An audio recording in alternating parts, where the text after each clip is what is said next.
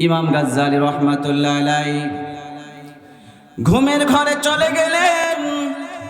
যাওয়ার পর আল্লাহ পাক রব্বুল আলামিন ইলহাম জারি করে দিয়া দিলেন, ও ইমাম গাজ্জালী,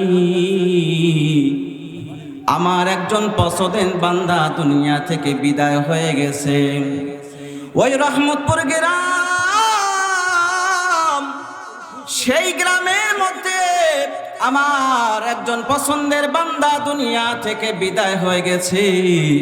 যাও তুমি জলদি করে চলে যাও, ওই ইমাম গাজ্জালী রহমাতুল্লাহ আলাইহির ওই আব্দুর রহমান তার দাফন কার্য কমপ্লিট করবা, গোসল করাবা, কবর খনন করবা, কবরে নামার সমস্ত দায়িত্ব আমি রব্বুল আলামিন তুমি ইমাম গাজ্জালীর উপর দিয়া দিলাম। ইমাম গাজ্জালী রহমাতুল্লাহ আলাইহি ঘুম থেকে জাগ্রত হওয়ার পর ওই রহমতপুর গ্রামের দিকে রওনা। পথের মধ্যে মানুষকে গিয়া জিজ্ঞাসা করি, ভাই এখানে কোন আল্লাহ তাআলার বুজুর্গ বান্দা কি দুনিয়া থেকে বিদায় হয়ে গেছে? যেই বান্দা আল্লাহ পাক রব্বুল আলামিনের পছন্দের বান্দা। মানুষ ডাক দিয়ে বলে, হুজুর আমাদের এলাকার মধ্যে এমন আল্লাহ তাআলার বান্দা নাই, যত বড় আলেম উলামা নাই যে দুনিয়া থেকে বিদায় হয়ে গেছে।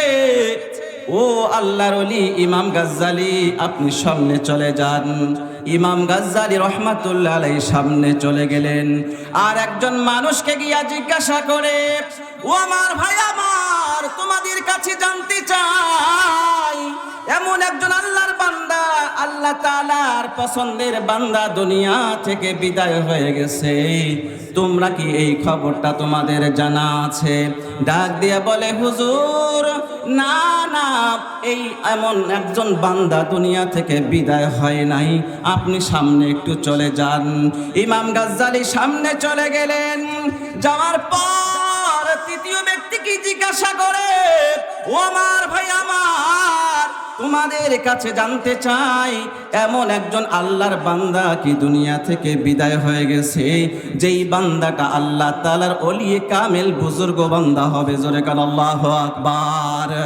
ডাক দিয়ে বলে, হুজুর এমন কোন বান্দা দুনিয়া থেকে বিদায় হয় নাই, তবে আমাদের জানা আছে ওই সামনের যে রহমতপুর গ্রাম, সেই গ্রামের সামনে একজন বান্দা দুনিয়া থেকে বিদায় হয়ে গেছে। যেই মানুষটা হলো একজন সাধারণ মানুষ, কাঠুরিয়া, একজন মূর্খ মানুষ দুনিয়া থেকে বিদায় হয়ে গেছে।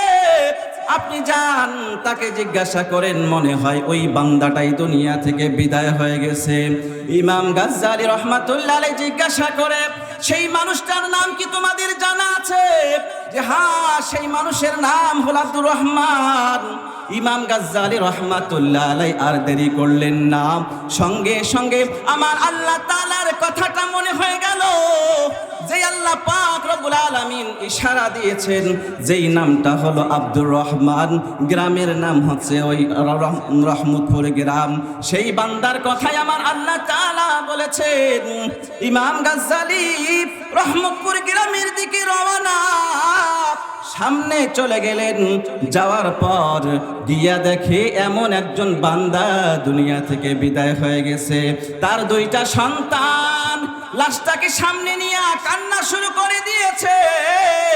ও আমার ভাই আমার, ইমাম গাজ্জালী ডাক দিয়ে বলে, রে সন্তান, যেই মানুষটা মারা গেছে সেই মানুষটা তোমাদের কি হবে?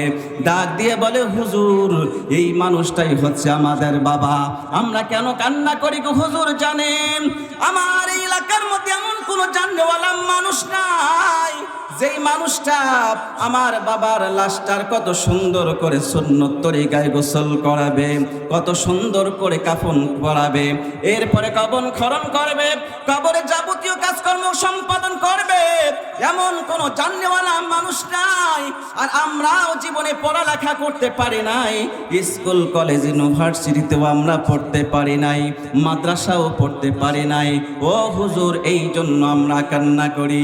ইমাম গাজ্জালী ডাক দিয়ে বলে, এ সন্তানেরা আর কান্না করার দরকার নাই, আমি ইমাম গাজ্জালী রহমাতুল্লাহ আলাইহি তোমার বাবার সমস্ত কাজ কর্ম করার দায়িত্ব আমি গ্রহণ করে নিলাম। জোরে কোন আল্লাহু আকবার। ইমাম গাজ্জালী রহমাতুল্লাহ আলাইহি কত সুন্দর করে গোসল করাইলেন, কাফনের কাফন পরাইয়া সুন্দর করে কবর খনন করলেন। কবর খনন করার সাথে সাথে ইমাম গাজ্জালী রহমাতুল্লাহ আলাইহি নাকের মধ্যে ওই জান্নাতের মিশক আম্বরের ঘ্রাণ চলে আসছে। জোরে কন্না সুবহানাল্লাহ। এক পর্যায়ে সব কাজ কমপ্লিট করার পর ডাক দিয়া বলেন, সন্তান তোমার বাবা দুনিয়ার জমিনে কি এমন আমল করেছিল যে আমলের কারণে আল্লাহ পাক রব্বুল আলামিন তোমার বাবাকে জান্নাতি মেহমান বানাইছেন? সন্তানেরা ডাক দিয়ে বলে, হুজুর আমাদের জানা নাই। দুনিয়ার জমিনে আমার বাবা ছিল একটা মূর্খ মানুষ, সাধারণ একটা কাঠুরিয়া। দুনিয়ার জমিনে কি এমন আমল করেছিল আমাদের জানা নাই, আমার মাকে জিজ্ঞাসা করা দরকার। ইমাম গাজ্জালী চলে গেলেন সেই আব্দুর রহমানের বাড়ির মধ্যে। পর্দার আড়াল থেকে বোনকে ডাক দিয়ে বলে, রে আব্দুর রহমানের স্ত্রী বোন আমার, তোমার কাছে জানতে চাই তোমার স্বামী আব্দুর রহমান দুনিয়ার জমিনে কি এমন আমল করেছিল যে আমলের কারণে আমার আল্লাহ তাআলা তোমার স্বামীকে জান্নাতের মেহমান বানাইছেন। বোনের চোখ দিয়া পানি পড়ে, ডাক দিয়া বলে, হুজুর আমার স্বামী একটা মূর্খ মানুষ, ইলম জানে না, কালাম জানে না, কলেজ ইউনিভার্সিটিতেও পড়ে নাই, মাদ্রাসাও পড়ে নাই। আমার ঘরের মধ্যে দামি কোনো খাট নাই, পালং নাই, চেয়ার নাই, টেবিল নাই, তবে আমার ঘরের মধ্যে আছে একটা কোরআন। ও হুজুর আপনি জানেন আমার স্বামী প্রত্যেকটা দিন ফজরের নামাজ পড়ার পর এক পর্যায়ে ওই তাকিয়া থেকে কোরআনটা বের করে সামনে বের করে আর চোখের পানি ছেড়ে ছেড়ে কান্দে আর বলে, হাজা কালামু রাব্বি, এটা আমার মালিকের কালাম, এটা আমার আল্লাহ তাআলার কালাম। ও আমার আল্লাহ, আমি দুনিয়ার জমিনে কালাম পড়তে পারি নাই, তোমাকে চিনি নাই, তবে তোমার কালামকে আমি মহব্বত করি। আমার আল্লাহ পাক রব্বুল আলামিন এই কোরআনকে মহব্বত করার কারণে জান্নাতি মেহমান বানাইছে। আসসালামু আলাইকুম ওয়া রাহমাতুল্লাহি ওয়া বারাকাতুহু।